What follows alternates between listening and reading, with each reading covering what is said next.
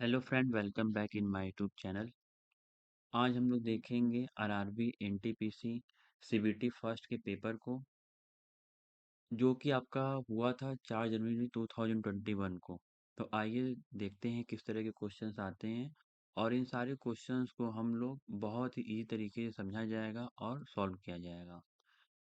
तो देखिए, पहला क्वेश्चन जो आपका यहाँ पे बनता है वो आपका है कि कंप्यूटर में डेटा को किस रूप में संग्रहित किया जाता है। तो जैसा कि आप सब जानते हैं कि इसका आंसर होगा बाइनरी। ओके।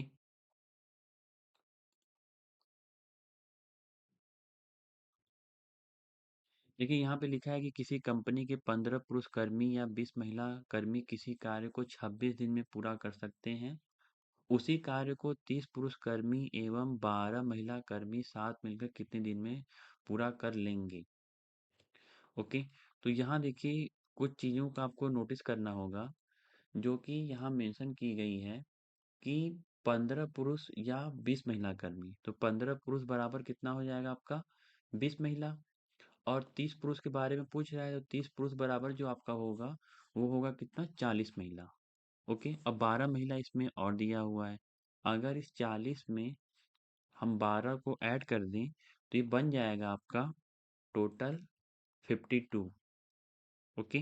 तो 52 जो आप देख रहे हैं यहाँ पे, ये आपका टोटल हो गया महिला में। और यहाँ पे अगर हम इसकी इकाई निकालेंगे, तो इकाई निकालने के लिए आपको निकालना होगा कार्य को। तो कार्य जो आप देख रहे हैं यहाँ पे, तो कार्य आपका है क्या, जैसे हमको एक फॉर्मूला पता होगा कि m1 d1 t1 upon w1 equal to m2 d2 t2 upon w2। तो अगर आप इसमें कार्य निकालेंगे तो आप देखेंगे कि जो 20 महिला है, ओके, और 26 दिनों तक काम करती हैं, तो इसका टोटल जो आएगा वो आपका आएगा 520। तो 520 जो आपका होगा क्या, इकाई। और इस 520 को अगर हम 52 से डिवाइड कर दें तो हमें मिलेगा कितना, 10 दिन। ओके। तो आपका करेक्ट आंसर होगा 10 दिन। ओके, आगे बढ़ते हैं। दो समरूप त्रिभुजों पी क्यू आर और एक्स वाई जेड के परिमाप क्रमशः 48 सेंटीमीटर 24 सेंटीमीटर है। यदि एक्स वाई 12 सेंटीमीटर है तो पी क्यू की लंबाई कितनी। तो देखिए, पी क्यू आर हो गया, और पी क्यू आर और एक्स वाई जेड, इसका परिमाप 48 है, इसका परिमाप 24 है। तो त्रिभुज पी क्यू आर का परिमाप अपॉन त्रिभुज एक्स वाई जेड का परिमाप equal to p q upon x y. तो अगर हम त्रिभुज पी क्यू आर का परिमाप रखें कितना, 48, और इसका परिमाप दिया है आपका 24, तो यहाँ हो गया आपका क्या, पी क्यू अपॉन और एक्स वाई हमारा है कितना, 12। क्वेश्चन में गिवन है आपका एक्स वाई 12 है। तो देखो, 24 इसको कट के कितना आ गया, 2। यानी कि पी क्यू जो हमारा आएगा वो आपका आएगा 24। ठीक है, तो आपका करेक्ट आंसर होगा 24 सेंटीमीटर। ओके। तो बेलन, किसी बेलनाकार टंकी की क्षमता जो दी हुई है 2376 मीटर क्यूब। अगर टंकी की त्रिज्या 21 मीटर है तो टंकी की गहराई ज्ञात करें। तो देखिए, तो पहले आपको क्या दिया, बेलन का आयतन दिया है 2376 इक्वल टू पाई की वैल्यू होती है 22/7। आर की वैल्यू अगर निकालेंगे तो आर है आपका 21, और एच हमें क्या करना है, निकालना है। तो जब हम इसे कट करेंगे, तो देखो, तो इसको हम लोग कट करते हैं 11 से, तो 11 से कट करेंगे 2 आएगा, और इसको कट करेंगे तो 11 एक कम 11 बचा 2, और आपका होगा क्या, तो इसको 11 दूना 22 कर लो आप। तो 11 दूना 22, 11 एक कम 11 हो जाएगा, और बचेगा 6, 11 छक्का 66, तो 216 हो गया। और 216 को जब हम इससे कट करेंगे 2 से, तो ये हो जाएगा कितना, 108। और फिर हम लोग मल्टीप्लाई कर देंगे, तो 108 इंटू 7 अपॉन में कितना हो जाएगा, 21 इंटू 21 इक्वल टू किसके होगा, एच के। तो अब जब इसको सॉल्व करेंगे तो आप देखोगे 7 1 जा 7, 7 3 जा 21, और इसको कट करेंगे 21 से, इसको कट करेंगे तो टोटल आपकी एच की वैल्यू जो आएगी वो आपकी आ जाएगी 1.71 मीटर। ओके।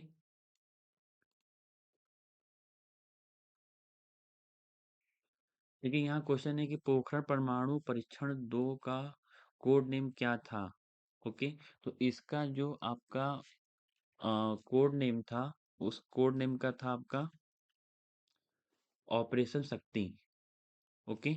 तो पोखरण परमाणु परीक्षण 2 मई 1998 में आयोजित किया गया था और इसका कोड नेम था ऑपरेशन शक्ति। ओके। आगे बढ़ते हैं। देखिए यहाँ पे क्वेश्चन दिया है कि एक बैंक किसी व्यापारी को 12,50,000 की धनराशि 5 वर्षों के लिए 5% की वार्षिक ब्याज पर देता है। ठीक है, तो मैंने यहाँ पे एक फॉर्मूला लिख दिया है ताकि चीज़ें में मतलब कि सॉल्व करने में टाइम कुछ कम लगे और हम लोग इजीली चीज़ों को समझ पाएँ। तो देखो जो इसमें राशि दी हुई है वो दी हुई है 12,50,000। ओके। तो आपका मूलधन हो गया। और दर दर यानी कि टाइम, जो आपका दर है 5% के हिसाब से बताना है और टाइम भी 5 वर्ष है। बाई 100, 20 कट कर लेंगे और जब इसका मल्टीप्लाई करेंगे तो आपको मिलेगा 3,12,500। ओके। तो इसका करेक्ट आंसर होगा 3,12,500 रुपये। यूआरएल का पूर्ण रूप क्या होता है? तो आप सब जानते हो क्या? Uniform resources locator. Okay. Godavari नदी का उद्गम किस स्थान से होता है? तो ब्रह्मागिरि की पहाड़ियों से। दो संख्याओं का मौसा 6 है और उनका लसा 84 है। तो दोनों संख्याओं में से एक 52 है, तो दूसरी संख्या बतानी है। तो product of two number equal to HCF into LCM. अब इसमें देखो प्रोडक्ट ऑफ टू नंबर में एक संख्या जो कितनी 42 है और दूसरी हमें क्या करनी बतानी है। और एचसीएफ कितना दिया हुआ है? 6 दिया हुआ है और एलसीएम दिया हुआ है 84। जब इसको आप सॉल्व करोगे तो एस की वैल्यू कितनी मिल जाएगी? 12। कैसे? देखो 42 दूना 84, तो 12 इतना, इसको कट किए 2 और 6 दूना 12। ओके। आगे बढ़ते हैं। तो आपका करेक्ट आंसर होगा इसका 12। देखिए यहाँ पे क्वेश्चन है, अच्छा क्वेश्चन है ये, कि हरीश एवं बिमल किसी कार्य को 20 दिन में पूरा कर सकते हैं। तो हरीश और बिमल, यहाँ पे एच जो हरीश है, बी जो बिमल है, इन दोनों को जब साथ मिलके काम करते हैं तो काम 20 दिन में पूरा हो जाता है। और 15 दिनों तक दोनों एक साथ कार्य करते हैं। तो देखो एच प्लस बी इंटू 15, और इसके बाद बीमल जो है कि काम छोड़ देता है। शेष कार्य को हरीश अकेले 10 दिन में पूरा कर लेता है। तो देखो यहाँ प्लस एच इंटू 10, क्यों? ये होगा आपका हरीश काम किया था इक्वल टू टोटल काम, और टोटल वर्क दोनों का इक्वल है, तो इसीलिए मैंने लिखा है एच प्लस बी इंटू 20 और एच प्लस बी इंटू 15 और प्लस एच इंटू 10। अब इन दोनों को सॉल्व करना होगा। तो देखो यहाँ पे जब ये चीज़ इधर जाएगी तो आप पाओगे कि एच प्लस बी, और ये हो जाएगा कितना 5 इक्वल टू, और यहाँ पे हो जाएगा कितना आपका 10 एच। ओके। तो 5 × 5 कर लो और 5 × 2 = 10 कर लो आप। तो देखो अब यहाँ पे जब ये 2h है, ये h इधर जा करके h हो जाएगा, तो यानी कि b इक्वल टू होगा h, और इसको हम मान लेते हैं 1 के बराबर। ओके। अब इस वैल्यू को हम लोग रखेंगे, तो अब b और h को 1 और 1 रखोगे तो 1 प्लस 1 इंटू 20, तो 20 और 2 ये पूरा मिलके कितना हो जाएगा? 40 दिन। तो 40 दिन में काम जो होगा आपका क्या पूरा होगा। ठीक है। तो हरीश अकेला इस पूरे कार्य को कितने दिन में कर सकता है? 40 दिन में पूरा कर सकता है। ओके। देखिए यहाँ लिखा है यदि x plus 1/x equal to 9 है तो बताइए एक्स स्क्वायर प्लस 1/x² का मान कितना होगा। स्क्वायर द बोथ साइड कर देंगे। तो यहाँ पे आप देखेंगे x प्लस 1/x का स्क्वायर कर लो इक्वल टू 9 स्क्वायर, और A square plus B square, देखो A square plus 1/b² plus 2 equal to ये हो जाएगा 81, और यहाँ पे x square plus 1/x² equal to कितना हो जाएगा 79। ओके, ये क्लास 9th का क्वेश्चन है। और नीलेश, इसको आप जरूर देखिएगा ताकि आपको समझ में आए कि कैसा क्वेश्चन आता है आरबी एनटीपीसी वाले में।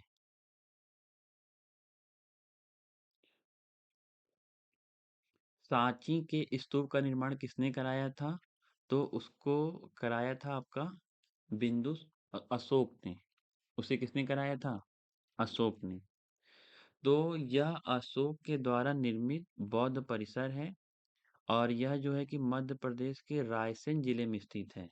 कहाँ पे? रायसेन में। ओके, रायसेन कहाँ पे? एमपी। ओके, सांची स्तूप जो है वो मोटिव की विशेषता है, इसकी क्या विशेषता है कि यह जो है कि आपके 200 के नोट पर भी दिखता है। ठीक है, तो आगे बढ़ते हैं। प्रसिद्ध हिंदी उपन्यास तमस किसने लिखा है? तो इसको लिखा है भीष्म साहनी ने।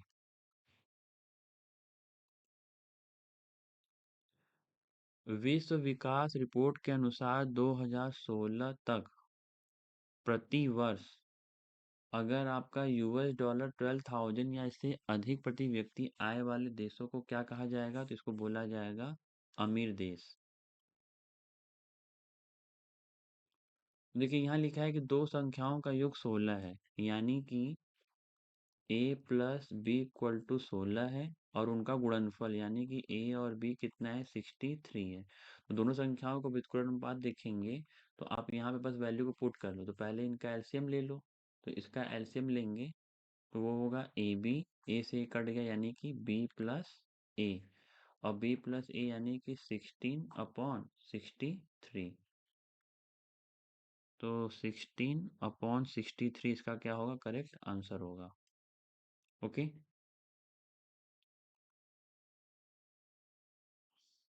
आरटीआई अधिनियम कब पारित हुआ था? तो आरटीआई आपका पारित हुआ था अक्टूबर 2005 में।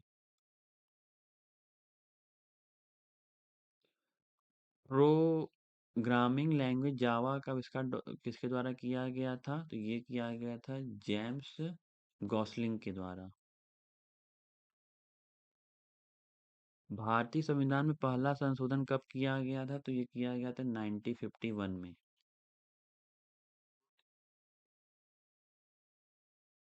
भारत ने पहली बार ओलंपिक खेलों में किस वर्ष में भाग लिया था? तो 1900 में। देखिए यहाँ पे क्वेश्चन है आपका कि अगर ये क्वेश्चन बना हुआ है कि 3√2 + 2 और 3√2 - 2, तो ये a+b का फॉर्मूला हो गया। और ऑफ 13 + 15, तो a+b को जब आप सॉल्व करेंगे तो 3 3 9, और 9 2 आपका हो जाएगा 18, तो ये हो जाएगा 18 a²। तो a² का मतलब हो गया 4,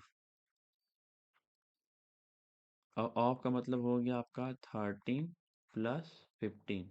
तो 18 - 4 करेंगे तो हो जाएगा कितना? 14 इंटू 13 + 15।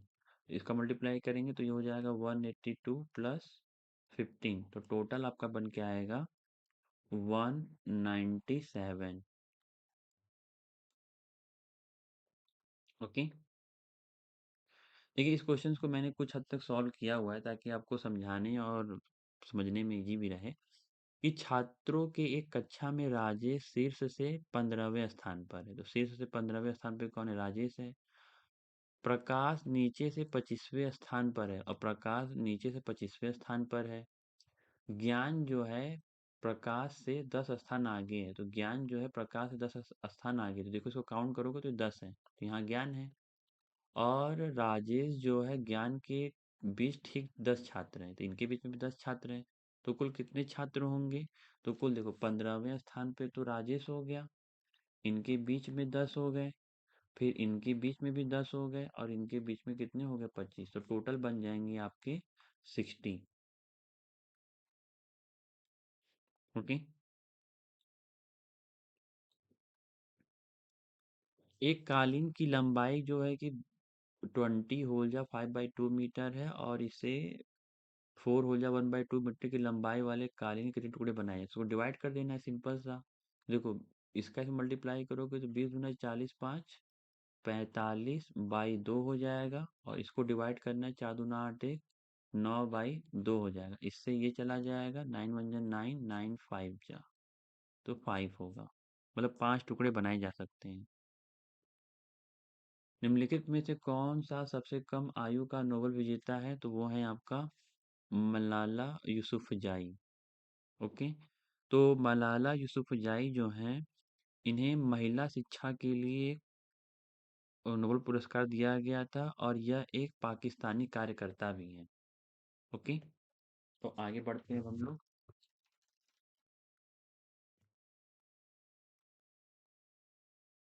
सुकन्या समृद्धि योजना का शुभारंभ किसने किया था? तो इसको किया गया था नरेंद्र मोदी के द्वारा।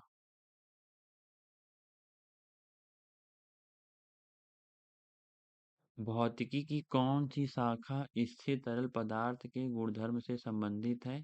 तो वह है आपका हाइड्रोस्टैटिक्स। भारत का सबसे बड़ा बॉक्साइट उत्पादक राज्य कौन है? तो वो है आपका उड़ीसा। ओके। 1857 के विद्रोह को अंग्रेजों ने आखिरकार कब दबाया था? तो ये दबाए थे 1859 में। 1857 का जो विद्रोह था, मैं उसके बारे में भी आपको बता दूं कि वो हुआ था 10 मई 1857 को। और कौन सी जगह से शुरू हुआ था? तो ये आपका था मेरठ से। अब देखिए, यहाँ लिखा है दो संख्याओं का योग जो है 25 है, यानी कि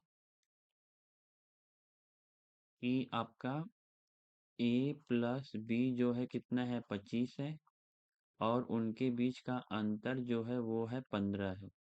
इससे चला गया, तो यहाँ बचा आपका 2a = 40। तो इससे ये चला जाएगा, तो a = हो जाएगा कितना? 20। ओके। अब इसकी वैल्यू को जब यहाँ रखेंगे तो b की वैल्यू आ जाएगी 5। तो यानी कि अगर हम 20/5 करेंगे तो हमें मिलेगा 4:1। देखिए दोस्तों, मैं सारी चीज़ों को बहुत इजी तरीके से आपको समझा रहा हूँ, और अगर आपको ये चीज़ें सही लगें तो आप प्लीज़ अपने दोस्तों के साथ शेयर भी करिएगा, और चैनल को लाइक और सब्सक्राइब भी करिएगा। ओके। संयुक्त राष्ट्र परिषद में कितने अस्थायी सदस्य होते हैं? तो संयुक्त राष्ट्र परिषद में कुल जो सदस्य होते हैं वो होते हैं 15 सदस्य होते हैं, जिसमें 5 सदस्य स्थायी होते हैं और 10 सदस्य ऐसे होते हैं जो अस्थायी होते हैं। ओके। कितनी पर्यावरण कार्यकर्ताओं को गोल्डमैन पर्यावरण पुरस्कार 2019 मिला है? तो वो उस समय के थे 6।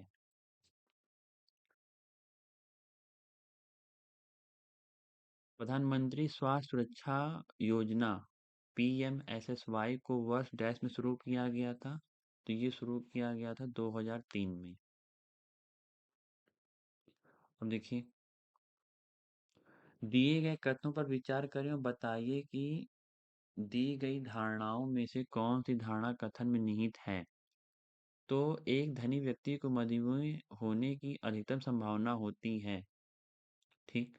और धारणा है कि धनी व्यक्तियों में मृत्यु का अधिकतम कारण मधुमेह है। तो ये संभावना है, लेकिन ये रीजन नहीं हो सकता है। ओके।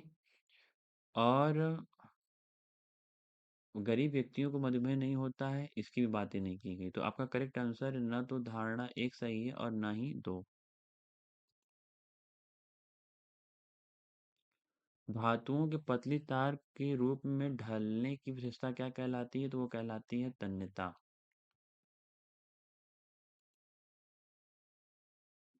टोकरी में रखा एक आम हर 1 मिनट में दुगना हो जाता है। यदि टोकरी 30 मिनट में पूरी तरह से आम से भर जाती है तो आधी टोकरी भरने में कितना मिनट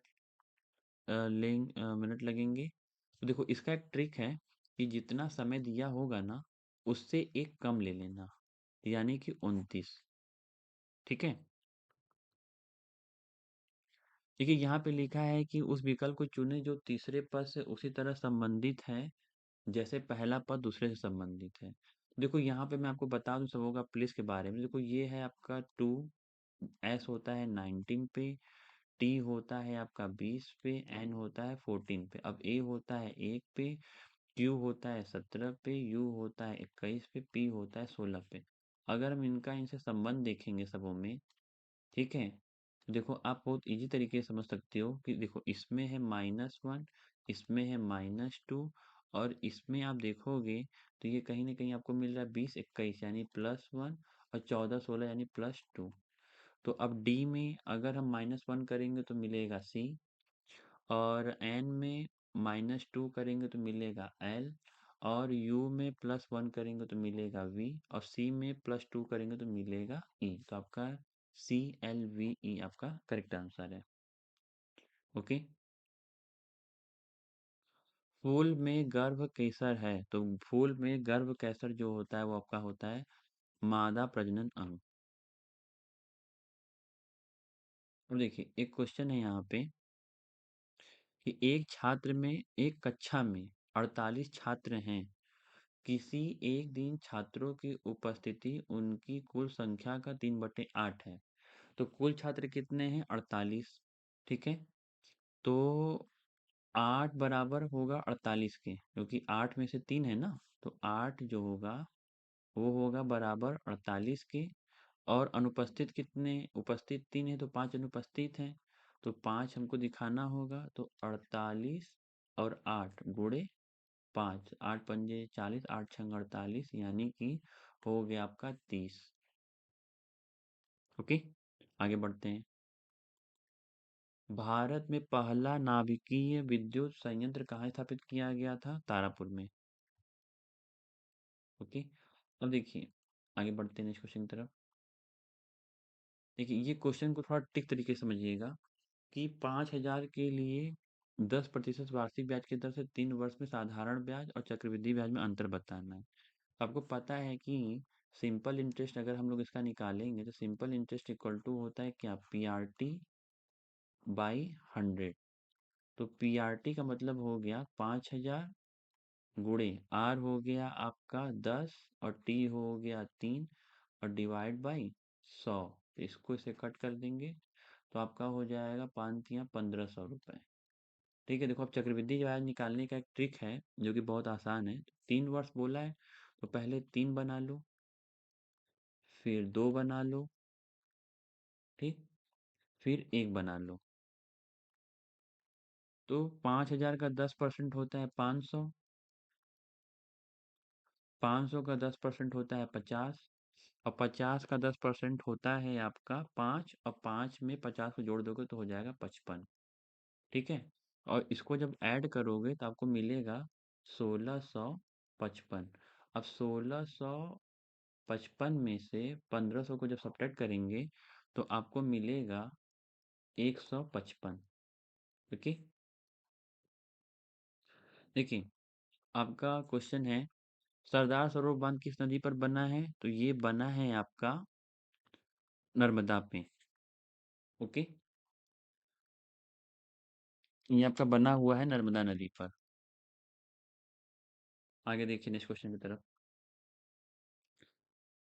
अमन की उम्र साहू से अधिक है, साहू की उम्र कोमल से कम है। देखो पहले कौन है? अमन की उम्र साहू से अधिक है, तो अमन जो है साहू से अधिक है, यानी कहीं ना कहीं बड़ा है। ठीक, फिर दूसरा बोलता है कि साहू की उम्र कोमल से कम है, तो कोमल यानी बड़ा है, या कोमल बड़ी है, और उसके बाद आएगा साहू, लेकिन मिलन से अधिक है, तो यानी साहू बड़ा है फिर मिलन से। इधर हो गया आपका मिलन। अब बोलता है कि कोमल की उम्र जो है अमन से अधिक है, कोमल यानी बड़ी है, तो कोमल, कोमल के बाद आएगा अमन, तो यहाँ पे हम लोग लिखेंगे कोमल, कोमल बड़ी हो गई अमन से, फिर अमन बड़ा हो जाएगा साहू से, और साहू बड़ा हो जाएगा मिलन से, और लेकिन उदय से कम है, यानी उदय सबसे आगे हो जाएगा। तो तीसरा सबसे अधिक कम उम्र वाला, अधिक उम्र वाला कौन है? तो वो है अमन। ओके, देख लीजिए अमन भाई। ओके, आगे देखिए क्या है। एक विद्यालय में किसी परीक्षा में 60% छात्र सफल हुए, तो 60% छात्र सफल हुए, और यदि असफल होने वाले छात्रों की संख्या 240 है, यानी कि 40% ऐसे हैं जो कि असफल हुए हैं, और 40% यानी कि 240 के बराबर, तो सफल छात्रों की संख्या यानी 60% का मतलब हो गया कि 240/40 गुणे 60। जीरो से जीरो चला गया, चार छंग 24, यानी कि छः छः के 36, यानी 360। 360 आपका करेक्ट आंसर होगा इसका। ओके, आगे देखिए। कहा जाता है कि 1906 में भारत का प्रथम राष्ट्रीय ध्वज सबसे पहले कहाँ फहराया गया था, तो ये फहराया गया था कोलकाता में। ओके, और इसे कोलकाता के पारसी बागान स्क्वायर यानी ग्रीन पार्क में फहराया गया था। दी गई आकृति में कितने त्रिभुज हैं, तो देखो इसको करने का सबसे आसान ट्रिक है, 1 2 3 4, और 4 × 2 कर दो तो हो गया 8। फिर 1 2 3 4, 4 दूना हो गया 8, और बीच के ये दो, तो 8 दूना 16 +2, यानी कि हो जाएगा आपका करेक्ट आंसर 18। ओके, मानव शरीर की पीएच रेंज कितनी होती है, तो मानव शरीर की पीएच रेंज होती है 7.35 से 7.45। ओके, आगे देखिए। दिए गए विकल्पों में से वह संख्या चुनें जो दी गई सीरीज में प्रश्न चिन्ह के स्थान पर है। देखो, इसमें ये 4 कम है, इसमें ये आपका 8 कम है, इसमें ये 12 कम है, तो आने वाले में 16 कम होगा, तो 40 में से 16 गया तो 24 बचेगा। ओके, आगे देखिएगा। INSAT-1B को कब शुरू किया गया था, तो यह एक आपका भारतीय संचार उपग्रह था, जिसको कि 1980 में शुरू किया गया था। ओके, साइमन कमीशन भारत कब आया था, तो ये आपका आया था 1928 में।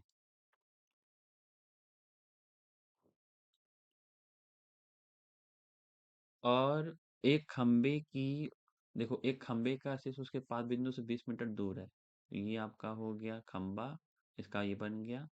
20 मीटर की दूरी पर स्थित है, उन्नयन कोण 45 डिग्री है, तो ये हो गया आपका कितना 45 डिग्री।